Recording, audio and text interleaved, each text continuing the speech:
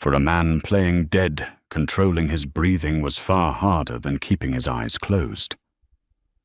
Nicholas Costa lay in his hospital bed, forced to remain still, as the woman he was supposed to marry leaned over him, checked her reflection in the glass of the heart monitor, and whispered, "How long until you just stop?" He had faked a coma to expose the rat in his organization, but he never expected to discover that the only person in the house with a genuine pulse was the girl who scrubbed the floors. Nicholas lay trapped in a prison of his own making. The private medical suite in the east wing of his estate smelled of industrial bleach and sharp antiseptic, masking the underlying scent of old money. The ventilator pumped air into his lungs in a rhythmic, mechanical hiss. In or out. In. Out. He didn't actually need it. The tube down his throat was a specialized smaller gauge, uncomfortable as hell, but necessary for the illusion. Dr. Gallagher, a man whose gambling debts Nicholas had erased a decade ago, had administered a localized paralytic. Nicholas couldn't move, his limbs couldn't twitch an eyelid, but his mind was a razor. He was awake. He was listening. For 3 years, the Costa family had reigned over the city's ports. For 3 years, Nicholas had kept the peace through a calculated mix of diplomacy and sheer unadulterated violence. But recently, the shipments were getting intercepted. Safe houses were getting raided. Someone at the top was bleeding information to the Colombians. The circle of suspects was small. His lieutenants, his accountant, and Chloe. The heavy oak door unlatched. The click of a stiletto heel on the imported marble floor echoed through the cavernous room. Nicholas recognized that walk, slow measured heavy on the heel. Chloe. She smelled of Chanel No. 5 and dry vermouth. Her perfume cut through the sterile air of the room like a blade. "Still nothing," she said. Her voice wasn't directed at him. His vitals remained stagnant. "Miss Harrington." Dr. Gallagher replied, his tone perfectly flat. "Brain activity is minimal.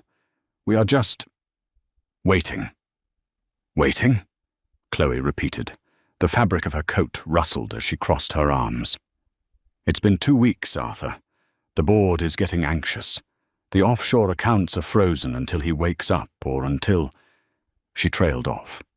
She didn't need to finish the sentence. "Until he is pronounced deceased." Gallagher filled in. Exactly. A beat of silence. Nicholas felt a cold draft as she leaned closer. Her manicured fingers grazed the back of his hand, devoid of any real warmth. Such a tragedy. My strong, invincible Nicholas, reduced to a vegetable. Let me know the second anything changes, Arthur.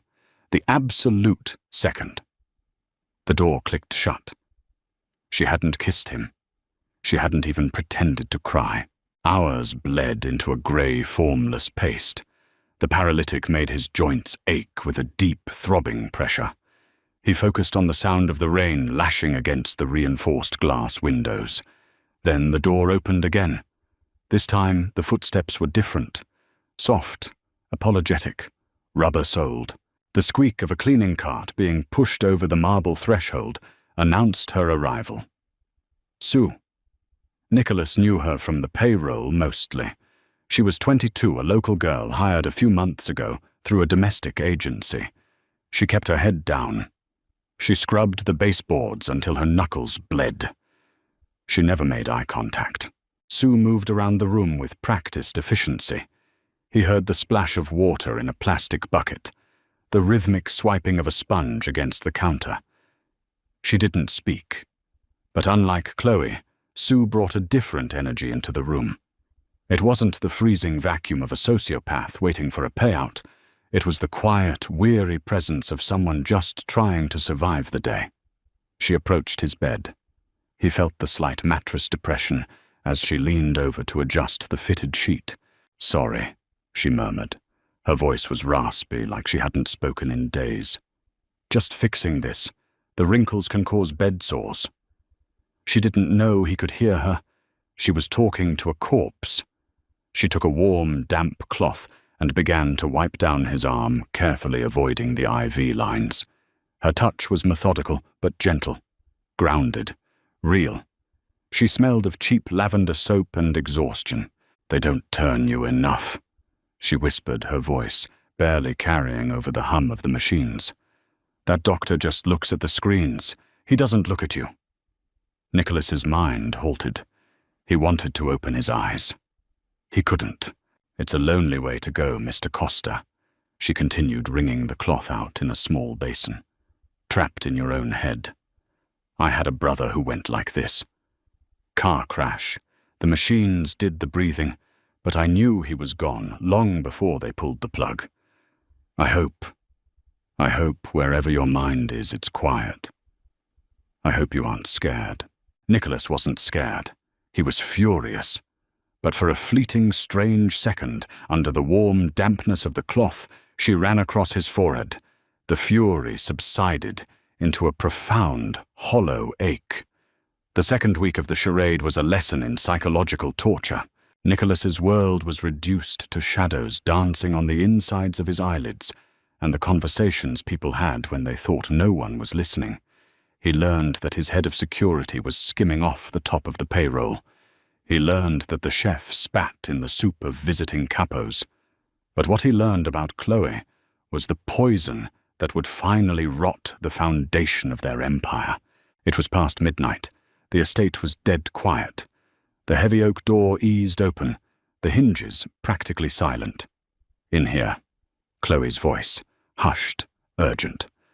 Another set of footsteps followed. Heavy boots, a man. He smelled of stale tobacco and gun oil. "You're sure he's out?" the man asked.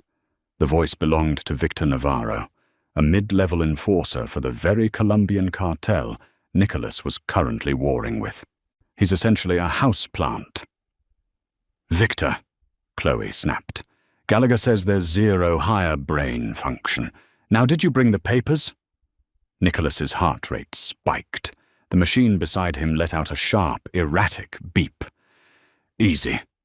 Victor grunted. "What was that?" "Just the machine. Focus. Do you have the transfer documents?" "Yeah. My boss wants to know when the ports are going to be clear. We got 3 shipments sitting off the coast, waiting for the green light. Costa's boys are still patrolling the docks." "I am working on it," Chloe hissed. Her voice was venomous, stripped of all the refined polish she wore at charity galas. "Once Arthur signs the death certificate, my power of attorney kicks in completely. I'll order the men to stand down. I'll pull them off the docks. But you need to ensure the offshore accounts are routed to my holding company by Friday. The second the family finds out he's dead, his brothers are going to contest the will." "You play a dangerous game, sweetheart. I play to win. Nicholas was a means to an end. He was getting soft anyway, obsessed with legitimacy. The real money is in the blood, Victor. We all know that." A dry, rustling sound. Paper. She was handing him the access codes to the family's operational routes. 2 days, Chloe said. "I'll convince Arthur to pull the plug on Thursday. Have the money ready." The door closed. Nicholas lay in the dark, the paralytic keeping his rage encased in a tomb of flesh. He had his answer. Chloe was the leak. She was selling him out, tearing down everything he had built for a payout from his enemies. He needed to wake up. He needed Gallagher to reverse the paralytic immediately. But Gallagher didn't come the next morning. Instead, Sue came. It was 6 a.m. The sharp smell of morning coffee drifted in with her. She closed the door quietly and walked straight to his bedside. She didn't go for the mop or the dust rags. She stood over him. "Morning, Mr. Costa," she said, her voice dropping an octave, losing the formal distance she usually kept. She pulled a small worn paperback from her apron pocket. "I know you can't hear me," she said, pulling a chair closer to the bed. It scraped softly against the marble. "But the silence in this house is loud. It rings in my ears. And the people here, they give me the creeps. Your fiancé. She paused, taking a breath. Never mind. It's none of my business. She opened the book. It was a cheap thriller pages, dog-eared and yellowing. She started reading aloud. Her voice was unpolished, stumbling over larger words, but the cadence was soothing. It was the most human sound Nicholas had heard in a month. He found himself focusing on the slight rasp in her throat. He mapped the room by the sound of her turning the pages. After 30 minutes, she stopped. She sighed, a heavy, tired sound. "She's going to kill you, you know," Sue whispered. Nicholas's internal world froze. "I hear things," Sue continued, her voice trembling slightly. "I clean the air vents. The sound travels. I heard her on the phone in the library. She's paying the doctor to leave the estate tomorrow. She's going to do it herself. She's going to stop the machines." Sue stood up. She paced to the window, then back to the bed. "I should just leave," she muttered to herself. "I should pack my bags and take the bus back to the city. I need this job, but I don't need to be an accessory to murder. I'm just a maid." She stopped right next to his ear. He could feel the faint warmth of her breath. "But I watched my brother die because nobody cared enough to stop it," she said, her voice hardening with a sudden, fierce resolve. "I can't just let her do it." She reached down and squeezed his motionless hand. Her skin was rough from bleach and hot water, but her grip was tight. "Real. I don't know who you really are, Nicholas Costa. They say you're a monster. But nobody deserves to be slaughtered in their sleep by someone they trust." She let go of his hand. He heard her footsteps retreat, the door opening and closing. Nicholas's mind raced. Gallagher was leaving. If the doctor left, no one could administer the reversal agent. He would be trapped in his own body while Chloe suffocated him. For the first time since he built his empire, the great Nicholas Costa was entirely powerless. His life now rested entirely in the hands of a 22-year-old maid who made minimum wage. Thursday arrived with a heavy, oppressive atmosphere. The storm outside had worsened, turning the sky a bruised purple and knocking out the main power line. The estate was running on backup generators, casting the medical suite in a dim, flickering yellow light. Nicholas felt the change in the air. The ventilator pumped steadily, plugged into the uninterruptible power supply, but the ambient hum of the house was gone. Gallagher was gone. Nicholas had heard the doctor's hurried footsteps in the hallway earlier, followed by Chloe's voice, handing him a heavy envelope and telling him to take a long weekend. He was alone, paralyzed, vulnerable. The door unlatched. Chloe walked in. There was no pretense today. No expensive perfume, no clicking stilettos. She wore soft-soled shoes and a dark sweater. She moved with ruthless efficiency. She walked over to the heart monitor and tapped the screen. "Just you and me now, Dom," she whispered. There was a sickening kind of affection in her voice, the kind a predator gives its prey right before the kill. "It's really a shame. We would have ruled this city. But you wouldn't adapt." Nicholas felt her hands on the heavy plastic tubing of the ventilator. "I've read the manuals," she said almost conversationally. "If I turn down the oxygen mix slowly, your body will just drift off. It won't trigger the aggressive alarms until your heart rate drops too low. By the time the security team runs in here, it'll just look like your body gave out. Natural causes." He heard the click of the dial. Suddenly the air forced into his lungs felt thinner, shallower. A deep primal panic flared in his chest. His brain screamed at his limbs to move, to strike her, to choke the life out of her. Nothing happened. His heart rate began to climb the monitor, beeping slightly faster. "Shh, shh," Chloe cooed, her hand resting on his chest. "Let it go." Then a loud crash echoed from the hallway outside the suite. Chloe froze. Her hand tightened on his chest. "What the hell?" she muttered. She pulled away from the bed and walked quickly toward the door, yanking it open. "Who's out there? Hello." The second she stepped past the threshold into the dark hallway, a shadow slipped out from behind the heavy velvet curtains inside the medical suite.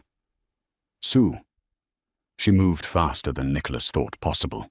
She didn't go for the door. She went straight to the ventilator. With trembling hands, she grabbed the dial Chloe had just touched and cranked the oxygen mix back up. A rush of pure, rich air flooded Nicholas's lungs. "Hey!" Chloe's voice shrieked from the doorway. She had turned back and seen Sue. "What do you think you're doing? Step away from the machine." Sue didn't step away. She turned to face Chloe, her back pressed against Nicholas's bed. She was terrified Nicholas could hear her ragged breathing, but she didn't move. "You were killing him," Sue said. Her voice shook, but the words were loud and clear. "I am his fiancée, and I am managing his care." Chloe advanced into the room, her face twisted in absolute fury. "You are a maid. Get out of this room before I have the guards break your legs." "No," Sue said. Nicholas's mind halted. No. It was the simplest word in the world, yet, in this room, against a woman who commanded a Mafia army. It was a death sentence. "Excuse me," Chloe hissed, closing the distance. "I said no." Sue's hand reached behind her, gripping the metal railing of Nicholas's bed. "I saw what you did. I know what you're doing. You turned off his air. I'm not leaving him alone with you." Chloe let out a sharp, incredulous laugh. "You stupid little girl. Do you have any idea who you're talking to? Do you know what happens to people who cross me in this house?" "I don't care," Sue said. "Call the guards. Call them right now. Let's have them all come in here and look at the machine settings. Let's tell the Costa brothers exactly how their boss's oxygen got turned off while you were the only one in the room." Silence slammed into the room. Chloe stopped dead in her tracks. Sue had played the only card that mattered. The Costa brothers, Nicholas's notoriously violent siblings, were fiercely loyal. If there was even a shadow of a doubt regarding Nicholas's death, they would flay Chloe alive. She needed it to look completely natural. A screaming match with a maid over tampered medical equipment would ruin everything. "You are going to regret this," Chloe said, her voice dropping to a lethal whisper. "You think you're saving him. He's dead meat. And now so are you." "Get out," Sue said, her voice suddenly steady. "Get out of the room." Chloe's eyes burned with a venomous hatred, but she took a step back. She couldn't risk a struggle. Not right now. Not with the backup generators humming, and the guards likely patrolling the halls due to the storm. "Enjoy your night, Sue," Chloe sneered. "It's your last one." She turned on her heel and stormed out. Sue immediately lunged for the door. Nicholas heard the heavy metal deadbolt slide into place with a definitive clack. She didn't stop there.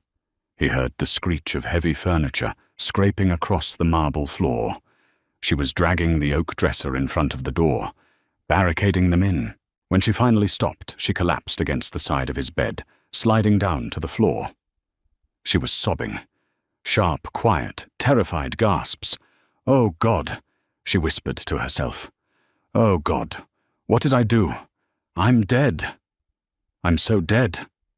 She stayed on the floor for a long time. The storm raged outside. Nicholas lay in the bed, his lungs filling with the oxygen she had restored. He was paralyzed, incapable of offering a single word of comfort. Eventually she pulled herself up. She looked down at him, her face streaked with tears lit by the flickering monitor screens. "Well, Mr. Costa," she said, a bitter, hysterical edge to her voice. "It looks like we're both hostage now. I hope to God you wake up soon. Because by morning, they're going to break down that door." She sat in the chair beside him, grabbed his motionless hand, and didn't let go. Nicholas couldn't squeeze back. But in the dark, silent prison of his mind, he made a vow. If he survived this night, Chloe was going to lose everything. And Sue would never scrub another floor as long as she lived. The hours between midnight and dawn were a slow, agonizing crawl through purgatory. Inside the barricaded medical suite, the only sounds were the relentless drumming of rain against the reinforced glass and the steady artificial sigh of Nicholas's ventilator. Sue sat on the floor with her back pressed against the heavy oak dresser she had dragged in front of the door. Her knees were pulled to her chest. She hadn't slept a wink. Every 20 minutes she would force herself up, walk over to the medical cart, and check his vitals. She didn't have medical training, but she knew what a crashing heart rate looked like. She knew green meant steady and red meant dead. Nicholas lay trapped in the dark. But the dark was changing. Dr. Arthur Gallagher was a coward, but he was a methodical one.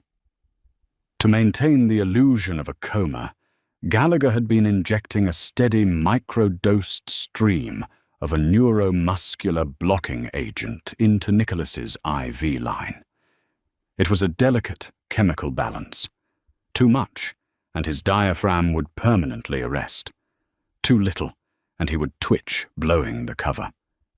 Gallagher usually refreshed the syringe pump every 12 hours. Gallagher had left the estate yesterday afternoon, as the digital clock on the wall shifted to 4 a.m. Nicholas felt a strange, terrifying sensation spreading through his extremities. It wasn't movement. It was fire. Pins and needles erupted in his toes, climbing up his calves like a swarm of angry wasps. The paralytic was wearing off. His nerve endings, suppressed for weeks, were waking up and screaming in confusion. The pain was blinding. He couldn't grimace. He couldn't groan. He just had to lie there and let the chemical fire burn through his veins. He focused on the sound of Sue's breathing to anchor himself. It was ragged shallow. She was terrified. He heard her rustling through the metal drawers of the supply cart. Glass clinked.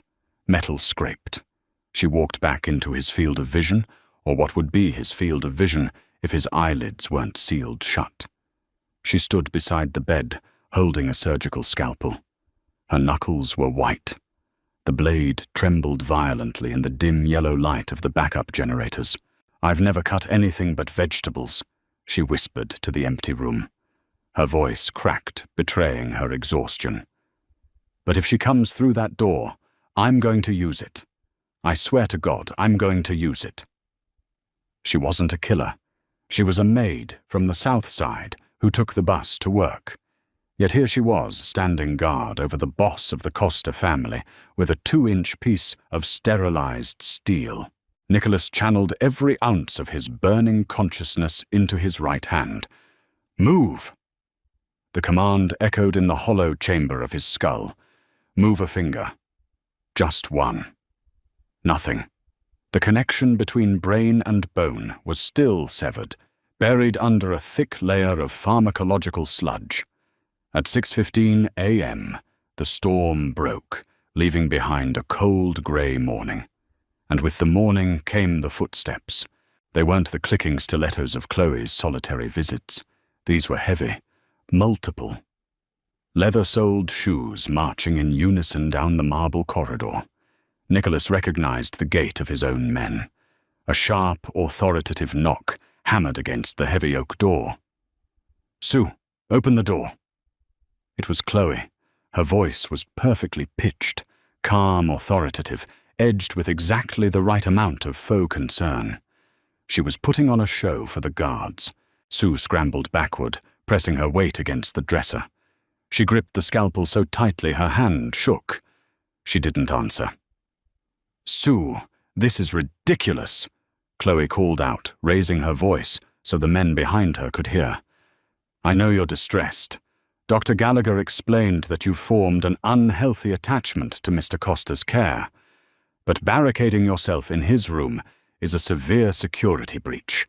Open the door now, and we'll let you pack your things quietly." unhealthy attachment. Nicholas's blood boiled. She was painting Sue as a deranged, hysterical employee. It was the perfect cover to justify breaking down the door and eliminating her. "I'm not opening it," Sue yelled, her voice raw. "I saw what you did." "You tried to turn off his air." Silence hung heavy in the hallway. Then a low, masculine voice murmured something indistinguishable. "She's having a psychotic break," Chloe said smoothly to the guard. "She tampered with the machines earlier. That's why the alarms tripped. Break it down. We need to secure my fiancée." The heavy, sickening thud of a shoulder ramming into the solid oak door shook the room. The wood groaned. The heavy dresser slid a fraction of an inch across the marble floor with a high-pitched screech. Sue let out a choked sob, pushing back against the furniture with her meager weight. Her boots slipped on the polished floor. "Stop, don't do this. You don't know what she's doing." Another thud. The brass hinges squealed in protest. Nicholas's internal world was a chaotic storm of static and agony.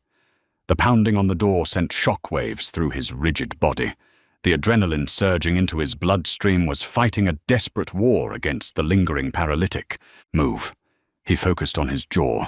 The muscles in his neck felt like tight, rusted cables. He poured every shred of his will, every memory of violence, every ounce of hatred for the woman on the other side of the door into a single, physical action. Crack! A splinter of wood tore from the doorframe. The dresser slid another 2 inches. Sue fell to her knees, scrambling to push it back, but she was entirely outmatched by the sheer mass of the men outside. "Russo, kick the lock. It's giving," Chloe ordered from the hall. Inside the room, a miracle born of chemical decay and pure rage occurred.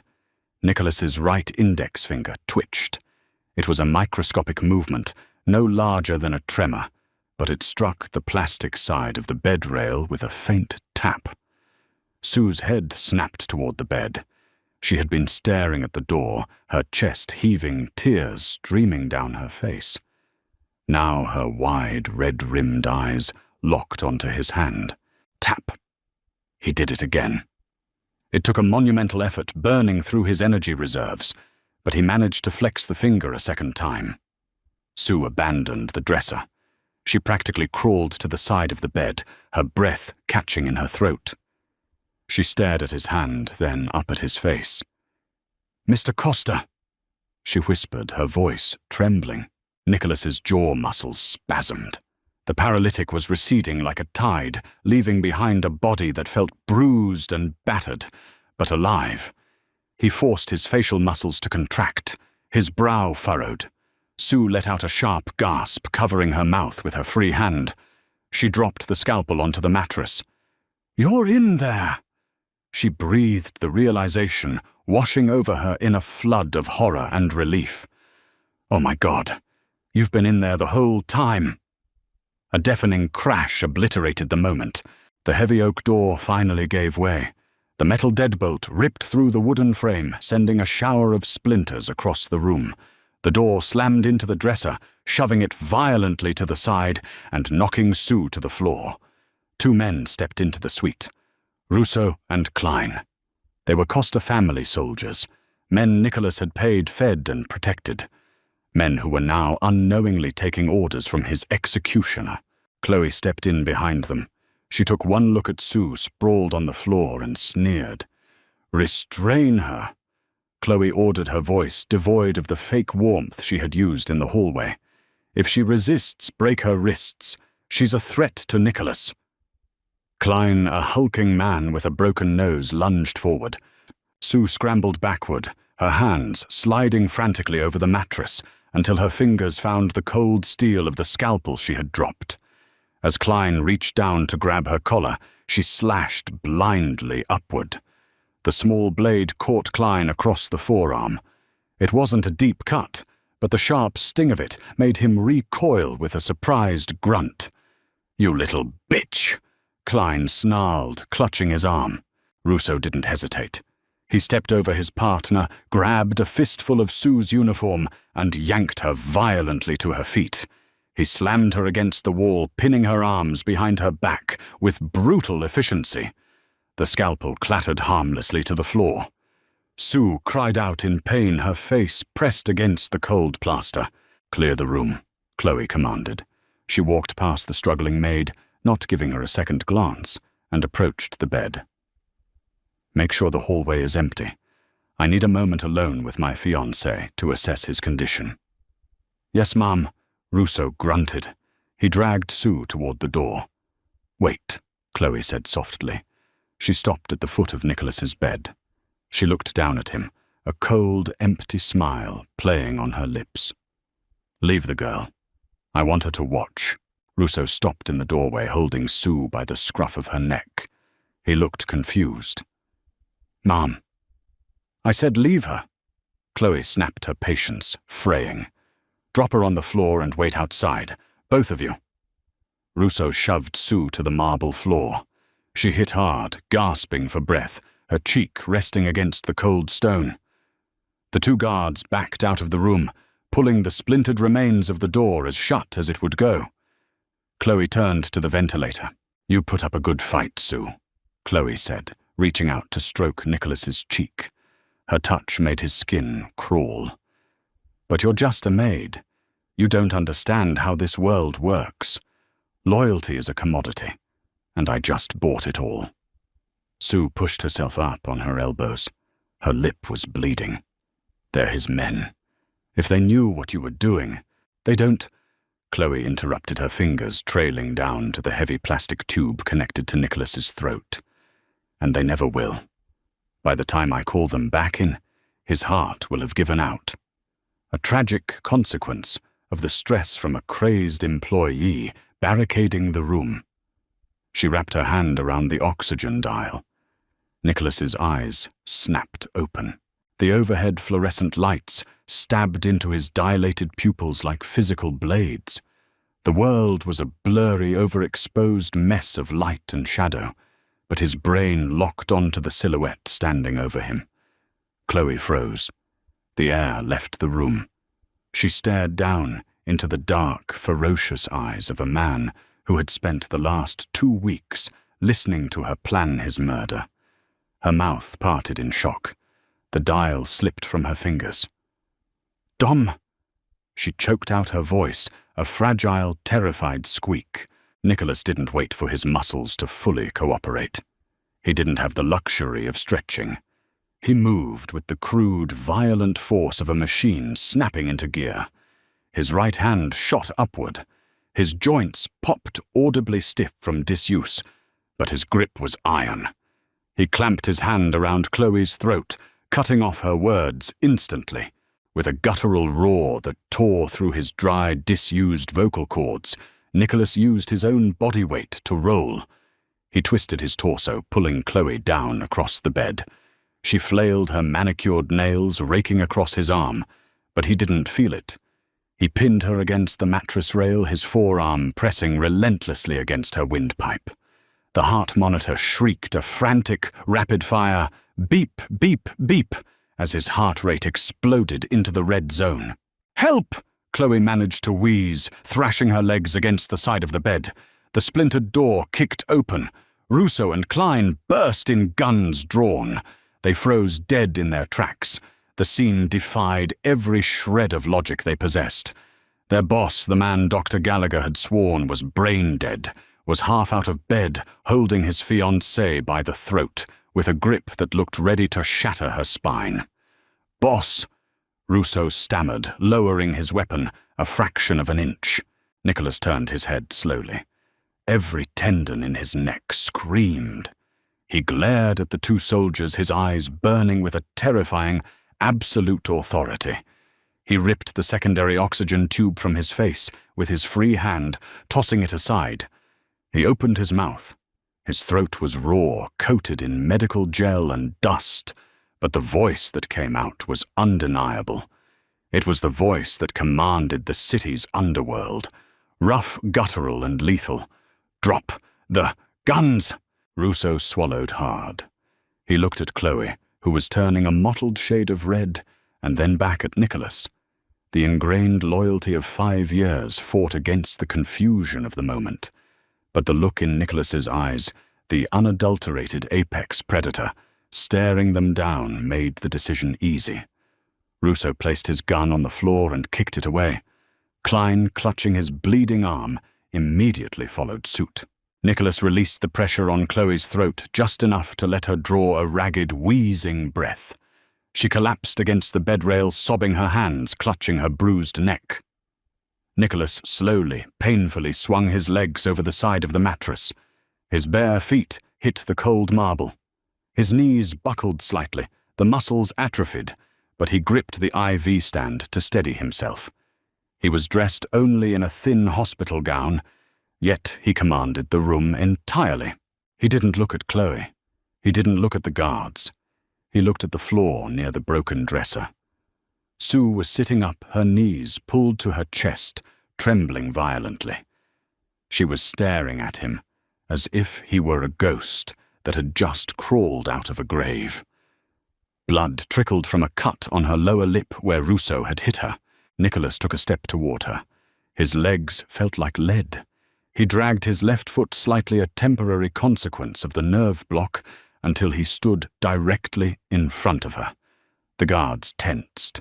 Chloe whimpered. Nicholas slowly lowered himself, his joints protesting loudly until he was crouching in front of the maid. He reached out with a heavy, trembling hand. Sue flinched, shutting her eyes, but the hand didn't strike her. It gently touched her chin, tilting her face upward to inspect the cut on her lip. His thumb, rough and warm, wiped away a smear of blood from her cheek. "You held the door." Nicholas rasped his voice, barely above a whisper, meant only for her. Sue opened her eyes, tears spilling over her lashes. She nodded slowly. "I told you I wasn't going to leave you." Nicholas let out a long, heavy breath. The icy void that had settled in his chest during his paralysis cracked, replaced by a profound, terrifying sense of gratitude. He stood up, the pain in his legs irrelevant now. He turned to Russo and Klein, the warmth vanishing from his face, instantly replaced by a chilling mask of vengeance. "Bind her wrists with zip ties," Nicholas ordered, pointing a trembling but definitive finger at Chloe. "Take her down to the soundproof holding cells in the basement. Do not let her speak to anyone. If she makes a sound, break her jaw." "Dom, please!" Chloe shrieked, scrambling backward on the floor. "Victor set me up. The Colombians forced me into it." "Get her out of my sight!" Nicholas snarled. Russo and Klein hauled the screaming woman out of the room. The silence that followed was heavy, broken only by the persistent rhythmic hum of the medical machines left running behind them. Nicholas leaned against the wall, his strength failing him rapidly. He slid down until he was sitting on the marble floor next to Sue. He closed his eyes, his chest heaving, as his body fought to regain its natural rhythm. "So," Sue whispered, wiping her face with the back of her sleeve. "Are you going to fire me for barricading the door?" A low, rusty sound escaped Nicholas's chest. It took Sue a moment to realize he was laughing. "No, Sue," Nicholas murmured, opening his eyes to look at her. "I think you just earned a promotion." The master suite of the Costa estate was built to be a fortress, but to Nicholas it currently felt like a velvet-lined coffin. He sat on the edge of the California King mattress, staring down at his hands. They were trembling. It wasn't fear. It was chemistry. The paralytic Dr. Gallagher had pumped into his veins for 2 weeks, was staging a violent, agonizing retreat. Every nerve ending in his body felt like it had been scrubbed raw with steel wool. He flexed his fingers. They closed, but the movement was sluggish and detached, like he was operating heavy machinery through a thick pane of glass. Outside the reinforced windows, the storm had finally broken, leaving behind a bruised, slate-grey sky. The estate was on total lockdown. 30 armed men patrolled the perimeter. Inside, the silence was suffocating. 2 sharp knocks broke the quiet. "Come in," Nicholas rasped. His throat was a ruined landscape of inflamed tissue from the ventilator tube. The heavy mahogany door clicked open. Sue stepped inside. She had ditched the maid's uniform. Someone from the medical staff had given her a pair of navy blue surgical scrubs.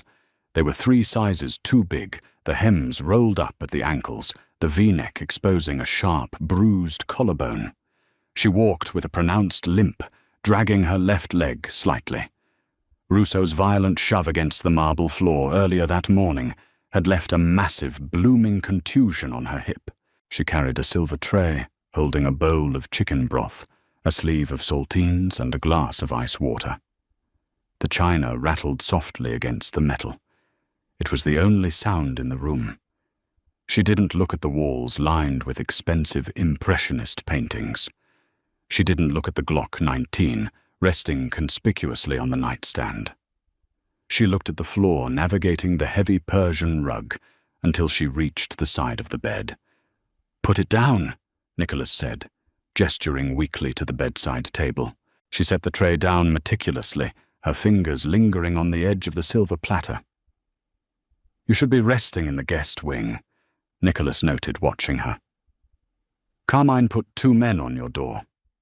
You're safe. You don't need to play nursemaid anymore. We have people for that." Sue stopped. She kept her hand resting on the tray for a long moment before turning to face him. "Your brother terrifies me, Mr. Costa." Her voice was flat, stripped of its usual nervous energy. "The one with the neck tattoos. Carmine. He paced outside my door for 20 minutes before I left. He looks at me like I'm a loose thread he wants to burn off with a lighter. I'd rather be in here." Nicholas let out a short, hollow laugh that instantly devolved into a harsh cough. He grabbed the glass of water, his hand shaking so badly the ice clinked aggressively against the rim. He took a slow swallow, wincing as the cold water hit his raw throat. "Carmine is a paranoid sociopath," Nicholas said, after catching his breath. "It's what keeps this family breathing. But he knows exactly what you did in that medical suite. He knows you barricaded the door. He knows you saved my life. You are untouchable in this house, Sue. Nobody will lay a finger on you." "Untouchable." Sue repeated the word, rolling it around in her mouth like a bitter pill. She backed up and sank into the heavy leather armchair in the corner of the room, pulling her knees tightly to her chest. It was a defensive posture, the posture of a girl used to making herself small to survive the day. "That's a funny word," she murmured, "because a few hours ago, I was completely disposable. To your fiancé, to your guards, to this entire machine you run." Nicola leaned back against the headboard. The heavy down pillows offered no comfort. She was right, and it stung. In his world, debts were settled in cash or blood, and then the ledgers were closed. But looking at her at the split lip Russo had given her, at the hollow exhaustion darkening her eyes, he knew this wasn't a standard transaction. She hadn't acted out of greed or ambition. She had acted out of a raw, desperate humanity that his world actively tried to crush. "I grew up on the South Side." Sue continued, her voice dropping the formal deferential tone she had used for months. She stared blankly at the steam rising from the broth. "I know how guys like you operate. You talk about loyalty and honor, but it all comes down to leverage. Who has it and who doesn't? Right now, I have the leverage of your gratitude. I saved the boss. But gratitude is a depreciating asset, isn't it? It expires." "I'm not a good man, Sue," Nicholas said quietly. The admission felt heavy in the quiet room. "I order violence. I orchestrate theft. I have ruined lives to secure my territory. If you want out, I will give you a briefcase with enough cash to disappear today. A new name, a new city. You can buy a house with a porch and never look over your shoulder again. You will never scrub another floor, and you will never have to see a man with a gun." Sue finally looked up. Her eyes were dark, burning with a sudden, painful clarity. My older brother died 3 years ago. Nicholas went completely still. He took a loan from a guy who worked for the Colombians. Sue said, her voice eerily detached, stripping the emotion from the memory, just to survive telling it. He needed the money for our mother's medical bills. He missed 2 payments. Just 2. They ran his car off the bridge on Route 9. The police called it a tragic accident. I sat in a sterile ICU room for 3 days, watching a machine breathe for him before his brain swelled too much to save. Nicholas's jaw tightened until his teeth ached. The Colombian cartel. The exact same faction Victor worked for. The same faction Chloe was preparing to hand his shipping ports to. The sheer ugly coincidence of it felt like a physical blow to his ribs. "I don't want to run," Sue said.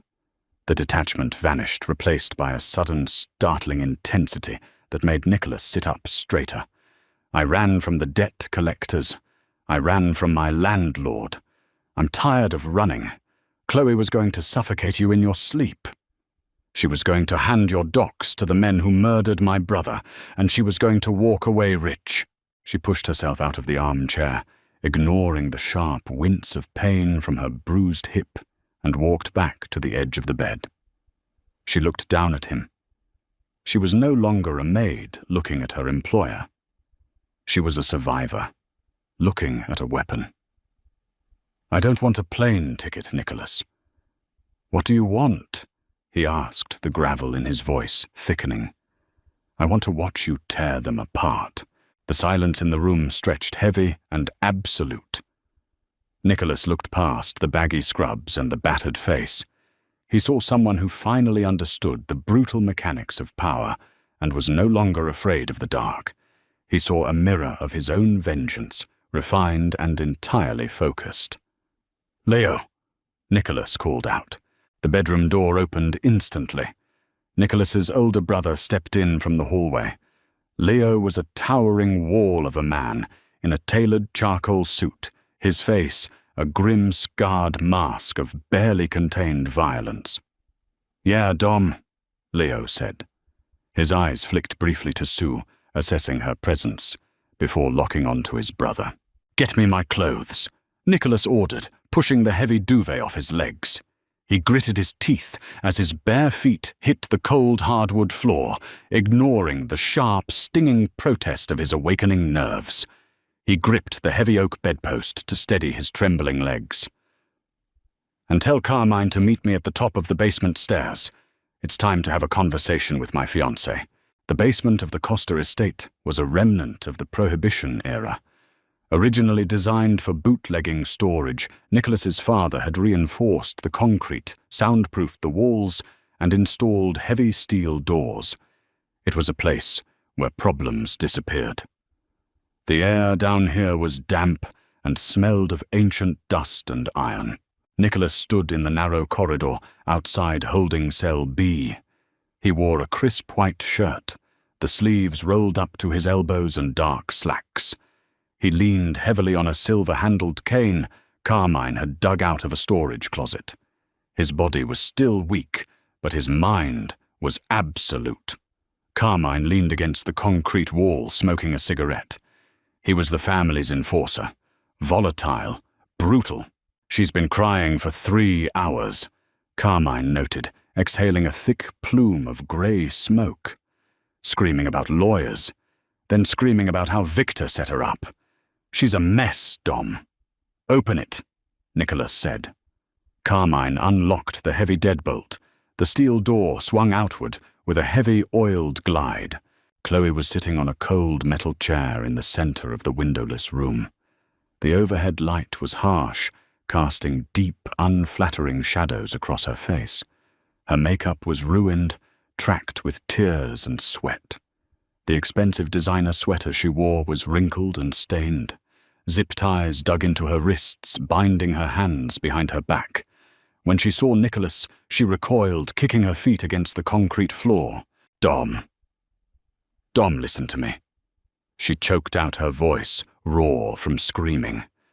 "You have to listen. I was coerced. They threatened my family. The cartel Victor said they would kill my sister if I didn't cooperate." Nicholas walked into the room slowly. The tapping of his cane echoed off the bare walls. He pulled up a second metal chair and sat down directly in front of her, leaning his forearms on the cane's handle. He didn't speak. He just looked at her. He looked at the woman he had bought a 5-carat diamond ring for, the woman he had brought to family dinners, the woman who had leaned over his paralyzed body and complained about the offshore accounts. "I loved you," Chloe sobbed, leaning forward. "You know I did. We were building a future. I panicked. When you went into the coma, the Colombians saw weakness. They cornered me. I had to make a deal to survive. Victor," Nicholas said softly. His voice was steady, void of any anger. It was the absolute absence of emotion that made Chloe freeze. "Yes," she whispered eagerly, thinking she had found a crack in his armor. "Victor. He's the liaison. He works directly for the head of the cartel's eastern operation. He's the one who forced my hand." Nicholas tilted his head. "You met Victor in the library last night at 1:15 a.m. You gave him the access codes to the southern shipping lanes. You promised him the Costa family guards would be pulled off the docks by tonight." Chloe's breath hitched. Her eyes widened in absolute terror. "You promised him the money from the offshore accounts by Friday." Nicholas continued his tone, conversational. "You told him I was getting soft. You told him the real money was in the blood." "How?" Chloe gasped, the blood draining from her face, leaving her a sickly, chalky white. "I was awake, Chloe," Nicholas said. The words dropped into the room like heavy stones. "I was awake for all of it. Every visit, every conversation with Gallagher. I felt you turn the dial on the oxygen tank." Chloe began to shake. A deep, uncontrollable tremor that rattled the metal chair against the concrete floor. She had no defense. The lies were useless against a man who had been a ghost in his own room. "Now," Nicholas said, shifting his weight, "you're going to tell me exactly what time Victor's men are hitting the South Docks tonight. You are going to tell me how many men he's bringing. And you are going to tell me exactly what channel they are using on their encrypted radios. If I tell you," Chloe wept, snot and tears running down her chin. "If I tell you everything, will you let me go? I'll leave the country. I'll never come back. Please, Dom. Please." Nicholas stared at her. He thought of Sue, pressing her back against a heavy dresser, terrified and alone, holding a scalpel to protect a man who was nothing to her. And he looked at Chloe, a woman who had everything ready to sell him for a larger slice of an empire she didn't earn. "Tell me the time, Chloe." 2 a.m., she sobbed, breaking completely. 2 a.m. at Pier 44. They're bringing 2 shipping containers of weapons. Victor is leading the crew, 20 men, heavily armed. They expect your men to be gone. Radio frequencies. She rattled off a string of numbers, her chest heaving with panic. "That's it. That's everything. I swear to God." Nicholas tapped his cane against the floor and stood up. The physical effort cost him, but his face remained a mask of stone. He turned toward the door. "Dom." Chloe screamed, struggling violently against the zip ties. The chair tipped, sending her crashing to the concrete floor. She writhed, looking up at him like a cornered rat. "You promised you said you'd let me go." "I didn't promise you anything," Nicholas said, pausing in the doorway. He looked at Carmine, who was standing in the hall, casually crushing out his cigarette under the heel of his boot. "Get what you need out of her to access the holding companies she tried to set up," Nicholas ordered.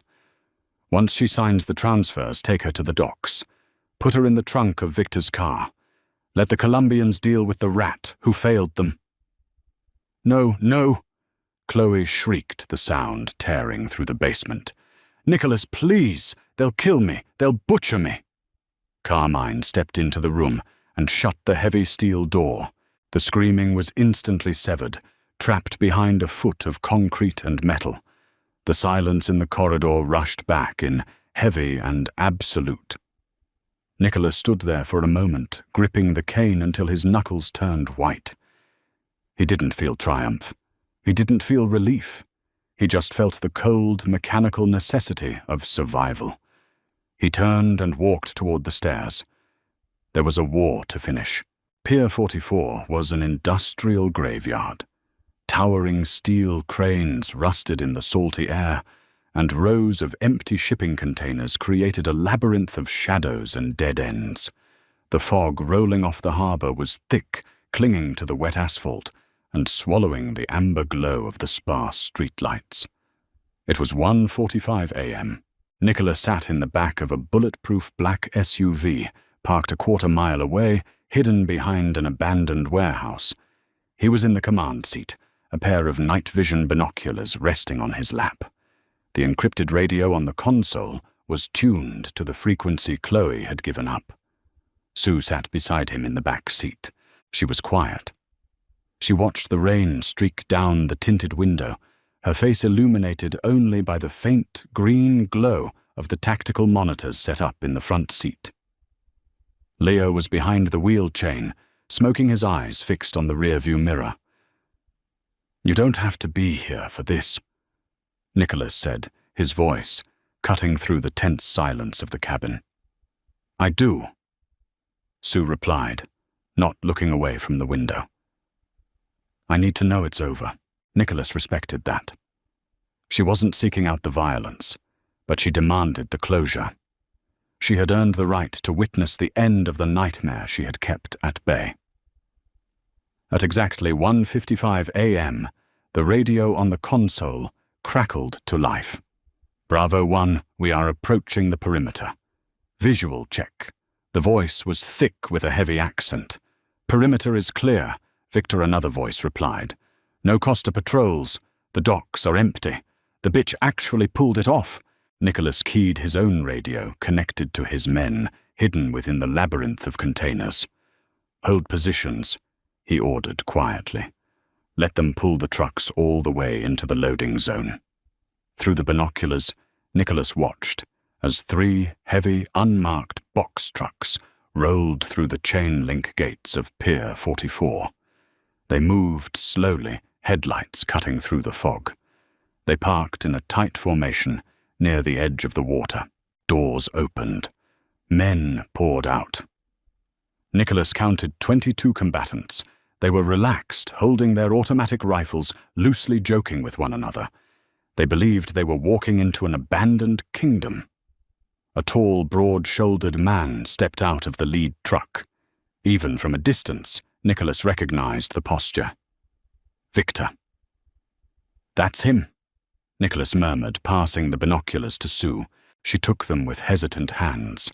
She held them to her eyes, adjusting the focus.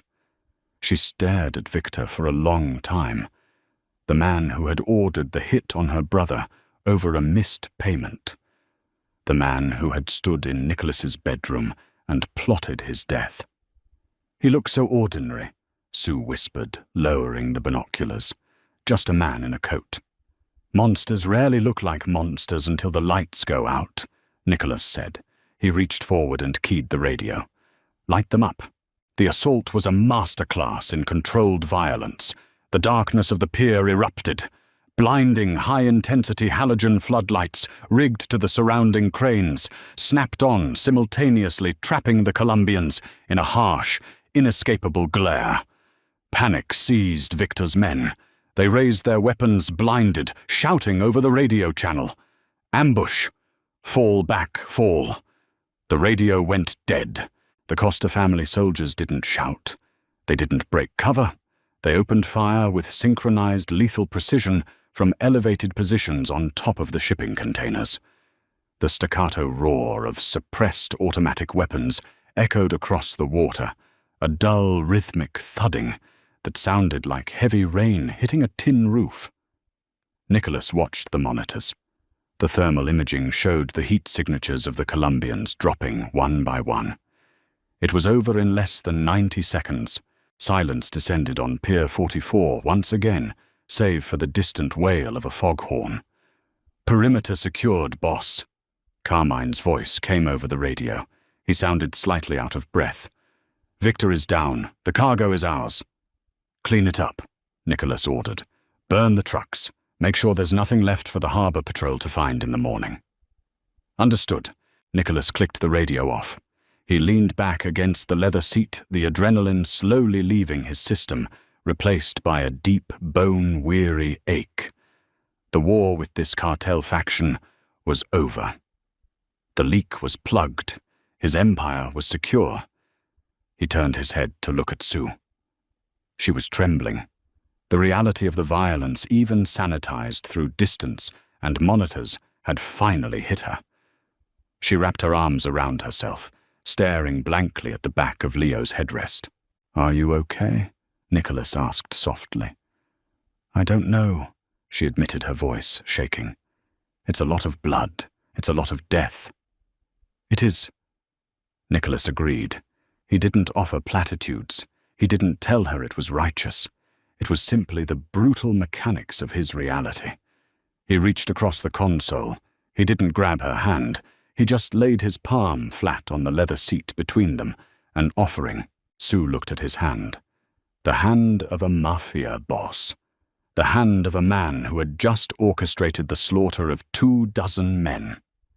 Slowly, deliberately, she uncrossed her arms and placed her hand over his. Her grip was firm, grounding, just like it had been in the dark of the medical suite. "You don't have to go back to the estate," Nicholas said, his thumb lightly tracing the knuckles of her battered hand. "I can set you up anywhere. You have a blank check, Sue. You saved my life.